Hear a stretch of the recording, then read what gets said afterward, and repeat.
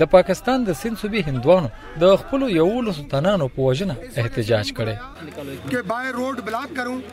دغه احتجاجیان وایي چې د هندستان په راجستان کې د دوی د هغه کورنۍ غړي وژل شوي چې د سند سانګړ ضلع نه هغلته ورغلي.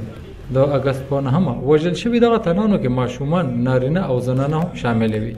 उनके इवन इतने तक हम भील कम्युनिटी शेड्यूल कास्ट के जो लोग हैं 70% या हमारे जो लाश है उनको دی وای چې موږ د بیل ذات شیډول کاست ولا 80% داسې یو چې خپل مړي په ځمکه خخو ځکه موږ د ځمکې سره مینه کوو. خو په هندستان کې زموږ یو لستنان وژل شو او وروسته وسوځول او جلا دیا.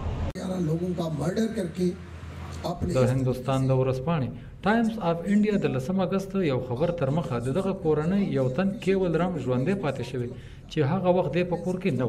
ورځپاڼه لیکي چې پولیسو دغه پیښې پلټنې روانې کړې دي. خدای نه دی ویلي چې دا خودکشي ده او کو وژنه. دغه احتجاجیانو غوښتنه کوله چې دغه وژنې پلټنې دی وشي. हम भारत सरकार को ये बोलते हैं हिंदुस्तान हुकूमत तब چې څوک هم قاتل دی د قانون منګولو ته حواله کړی شي چې پلټنې وشي نو هر خبره به په خپل مخامخ راشي او دغه زمون غوښتنه هم ده. بات है वो सामने आ जाएगी अपने आप ही. हमारे ये हमारा कोई लड़ाई का फसाद नहीं, हम हमारा हक मांगने जा रहे हैं. د هندوانو په احتجاج کې شامل بګوانداس بیل ایډوکیټ مشاد ریډیو ته وویل چې دوی بیګا احتجاج ختم کړي ځکه دوی خپل غوښتنې په لیکلو کې په اسلام آباد کې د هندستان سفارتخانه ته حواله کړي چې پکې د وژل شویو د وژنې پلټنې کول شامل دي.